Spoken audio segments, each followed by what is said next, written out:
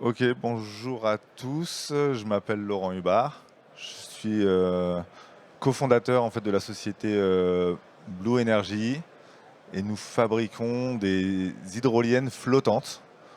Donc marché un petit peu confidentiel par rapport à l'éolien flottant et l'éolien offshore. Donc l'idée c'est de vous expliquer un petit peu où on en est dans notre développement et ce qu'on cherche aujourd'hui. Donc il y a beaucoup de choses que vous connaissez qui sont assez répandues sur l'hydrolien. Euh, Aujourd'hui, en fait, malgré les déboires qu'a connu l'hydrolien il y a 10-15 ans, aujourd'hui, il y a un petit peu un renouveau de l'hydrolien. Pourquoi? Parce qu'en fait, avec l'explosion du solaire et de l'éolien, on a quand même un petit peu de cannibalisation des prix quand il y a de la production simultanée des panneaux solaires tous en même temps.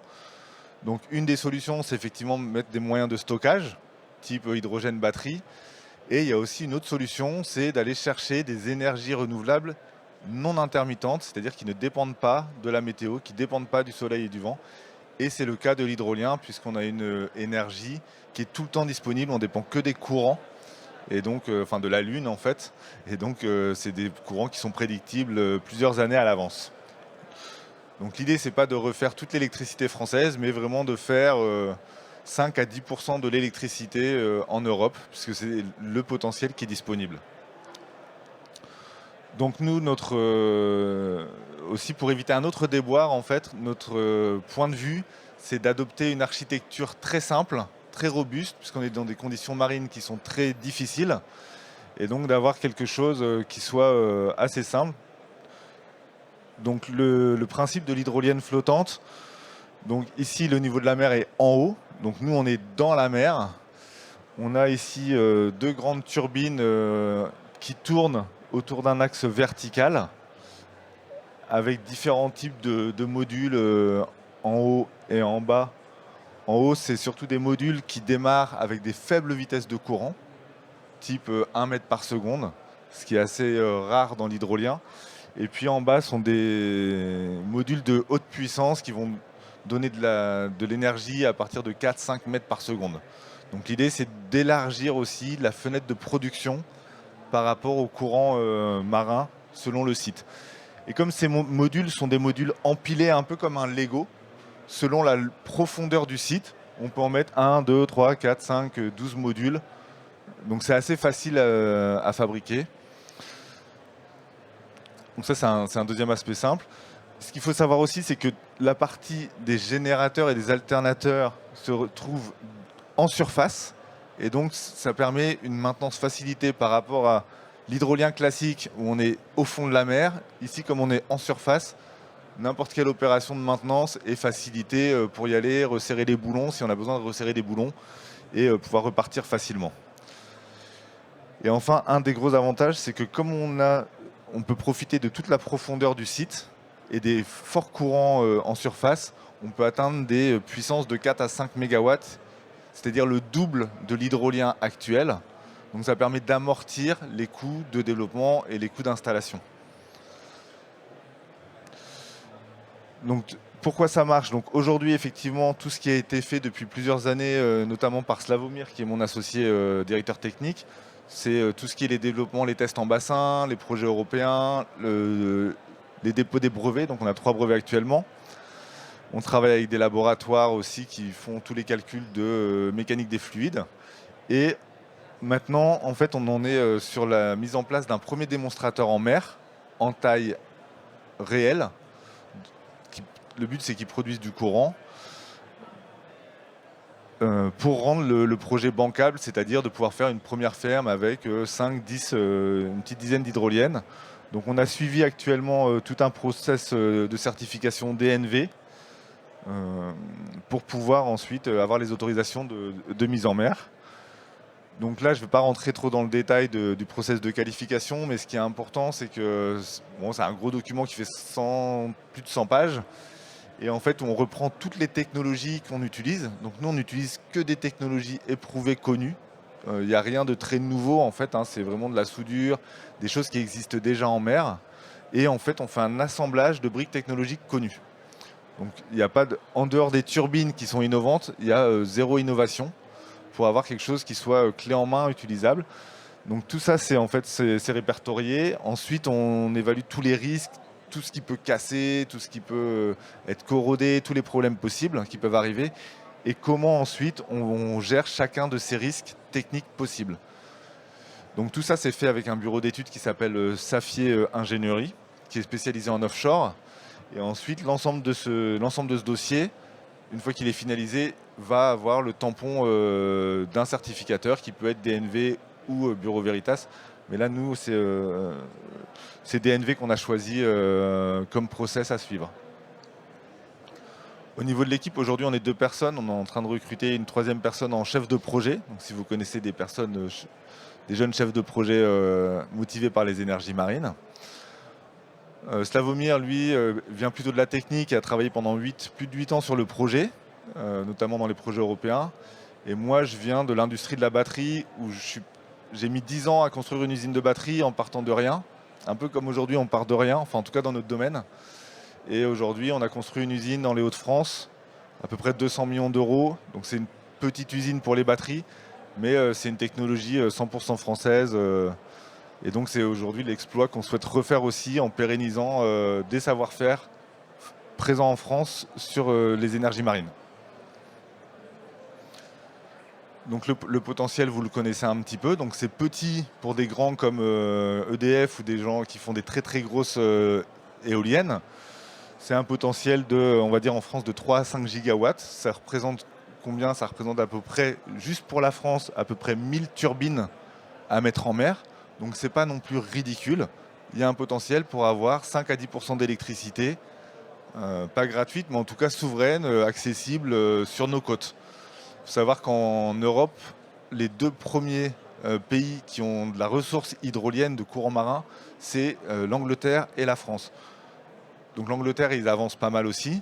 Donc j'espère qu'en France, on aura le courage d'aller jusqu'au bout de ces projets-là et que les grands projets ne vont pas effacer aussi cette possibilité de faire des petites turbines.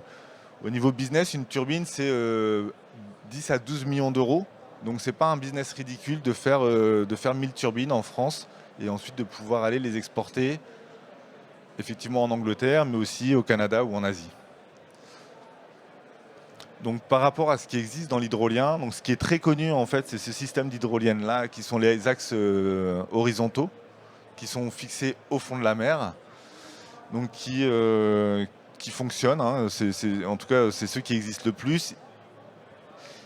Les difficultés qui sont rencontrées essentiellement, c'est des problèmes de maintenance, d'installation maintenance, parce que s'il faut descendre au fond de la mer pour faire de la maintenance ou remonter la machine, c'est un peu compliqué.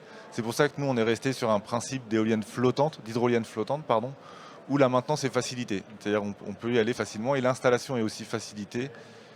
Puisqu'en fait, juste pour illustrer un petit peu, comme c'est un système flottant, donc la structure en acier est creuse, donc c'est des tubes creux. Donc en fait, l'idée c'est effectivement de tirer en fait l'éolienne sur le site et ensuite on met de l'eau, en fait on met des lestes qui met la structure à la verticale. Donc ça c'est pour l'installation et ensuite on reste en système flottant. Donc ça c'est un peu l'a priori qu'on a voulu avoir. Il y a un autre système flottant qui existe qui s'appelle Orbital, qui là en fait c'est avec des hélices aussi à axe horizontal. Donc c'est un système très joli, qu'on estime un petit peu complexe parce qu'en fait, vous voyez, il y a des bras comme des ailes d'avion qui bougent comme ça. Et en fait, nous, on a voulu éviter toutes les choses de belle mécanique. Parce que comme on est en pleine mer, on s'est dit la belle mécanique, voilà, on risque de la perdre, elle va se corroder et autres. Donc nous, on est resté vraiment sur du truc très très low design, en mode un petit peu agriculteur, enfin j'allais dire conception agricultrice, et un truc qui dure longtemps parce qu'en fait, on va en prendre plein la figure. Donc on a quelque chose de très simple par rapport à ce qui existe. Et on a un autre avantage, c'est qu'on peut atteindre des puissances de 4 à 5 mégawatts, alors que sur les hydroliennes classiques, on est limité à 2 mégawatts. Donc en doublant en fait la puissance, ça permet aussi d'amortir beaucoup les coûts d'investissement, les coûts en capital. Ce qui nous permet d'atteindre des coûts aujourd'hui de 80 € du mégawattheure. C'est pas ce qu'il y a de moins cher sur le marché, mais c'est parfaitement compétitif, notamment aujourd'hui par rapport au pétrole. Hein. Enfin, bon. Donc où est-ce qu'on en est? En fait, la partie R&D a été terminée, la partie ingénierie aussi a été réalisée. Donc aujourd'hui, notre objectif, c'est de mettre, on a fait suffisamment de tests en bassin, donc c'est d'aller dans le grand bassin, c'est-à-dire en mer, et de mettre un premier démonstrateur taille réelle. Donc un démonstrateur en taille réelle, ça fait à peu près 30 mètres de haut. Donc c'est pas des très grandes machines comme l'éolien, mais c'est quand même pas des petites machines non plus. On n'est pas obligé de faire le 4 MW tout de suite. Pour des questions économiques, en fait, on va le couper en deux. Donc on garde sa taille réelle. Parce que si on fait des démonstrateurs par exemple, à 1/5, il faut quand même en refaire un en taille réelle, puisqu'il n'y a pas de linéarité dans la mécanique des fluides et autres. Donc pour avoir toutes les certifications et se dire, OK, on passe à la gamme commerciale, on est obligé de passer par de la taille réelle. Donc aujourd'hui, on fait la taille réelle. Juste, on lui coupe le bas, quoi. On met, comme je vous l'ai dit, c'est des modules qui s'empilent. Donc en fait, on en met juste 5 ou 6 au lieu d'en mettre une douzaine. Et on cherche les sites où on va pouvoir tester ce démonstrateur. Donc il y a un site connu en France pour faire ça en Bretagne, à Paimpol-Bréhat, donc qui est géré par OpenSea. S'il y a de la place en 2029, on ira là. Mais on ne sait pas s'il y aura de la place, ça dépend des calendriers. Donc sinon, après, il y a un site en Écosse, à l'EMEC. Donc il y a d'autres sites de démonstration qui existent. Donc on a plusieurs plans possibles. On parle d'un financement global qui nécessite du financement privé de l'ordre de 3 millions d'euros.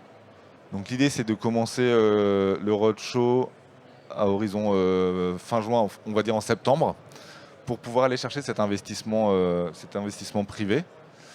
Et ensuite, une fois qu'on aura le démonstrateur qui sera certifié en conditions réelles, ça permettra de développer une première gamme commerciale en faisant 5-6 gammes éoliennes de gamme commerciale, ce qui peut représenter entre 20 et 40 MW. L'avantage étant qu'on a un facteur un facteur de capacité qui est assez élevé, on peut produire 60 à 70% du temps, puisqu'en fait, on démarre à des plus petites vitesses, et ensuite, à nouveau, on ne dépend pas du soleil et du vent, donc en fait, c'est de l'électricité qui est produite de manière quasiment constante et prédictible. Donc quand on dit que ça représente donc une unité, on a dit 12 millions d'euros. Aujourd'hui, à peu près dans le projet, il y a déjà 500 000 euros qui sont en cours d'investissement et qui ont été investis. Donc là, 3 millions d'euros à aller chercher. L'idée, c'est si on vend une dizaine d'hydroliennes, on parle d'un chiffre d'affaires de à peu près 100 millions d'euros par an. Il y a un potentiel de plus de 1000 hydroliennes en France. Bon, je ne parle pas en plus en Angleterre, etc. C'est un type de valorisation ensuite d'entreprise pour les investisseurs aujourd'hui de faire du x10, x20. Et donc x20, c'est des choses qui peuvent intéresser des investisseurs privés. C'est leur ligne pour peu qu'ils soient intéressés par le développement durable. Donc là, ça reprend un petit peu les stratégies de sortie, travailler avec un énergéticien, un partenaire industriel. Je pense que ce que je pourrais ajouter aussi dans ce dont on a besoin aujourd'hui et pourquoi on est à Synergie, c'est vraiment pour chercher des partenaires techniques, parce qu'en fait, c'est un assemblage de plusieurs pièces, donc de la mécano-soudure, de l'électronique, plutôt de l'électronique de puissance, câble, ancrage. Nous, on a innové juste sur la turbine. Et ensuite, on associe toutes ces briques-là. Donc, en fait, l'idée, c'est de trouver des partenaires et qu'ils soient des partenaires type PME, PMI, ETI. Parce qu'en fait, les très grands partenaires, eux, ils sont déjà occupés à faire des grosses éoliennes. Et en fait, nous, on est sous leur radar. Eux, ils font des éoliennes qui font 10 fois plus, avec un marché de 10 fois plus grand. Et ce qu'ils cherchent, c'est des dizaines de milliards d'euros. Mais avec quelques milliards d'euros, on peut très bien faire vivre pendant plusieurs années des savoir-faire, des compétences sur les ports et sur les côtes. Donc c'est ce type de partenaire-là qu'on cherche aujourd'hui. Et on a commencé à en rencontrer quelques-uns. Donc voilà, en résumé, très rapide, on pense qu'aujourd'hui, il y a des besoins pour une énergie renouvelable non intermittente, ce qui n'était pas forcément le cas il y a 15 ans, parce que c'était un peu l'explosion solaire et éolien. Donc là, on peut aller chercher cette énergie-là. Nous, au niveau de l'équipe, notre approche low-tech est vraiment très prudent en termes de capital, robuste, faire quelque chose de simple. Même si on ne va pas optimiser le rendement, on pense que c'est la bonne approche pour être compétitif en tarif électrique. Et donc on veut profiter de cette opportunité. On a fait une mini vidéo pour vous montrer un petit peu comment le système fonctionne. Je ne sais pas si la vidéo peut démarrer. Ah,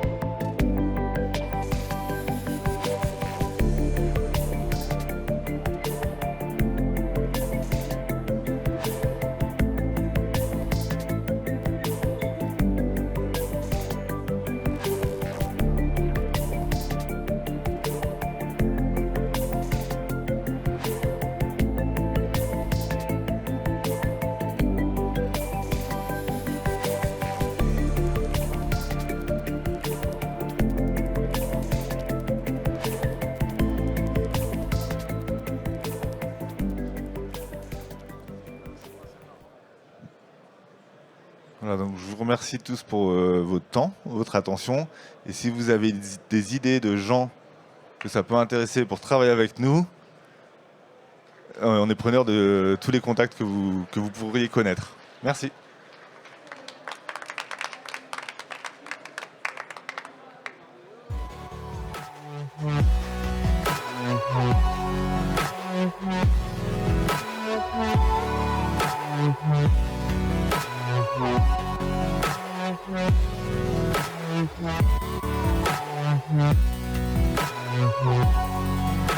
Mhm.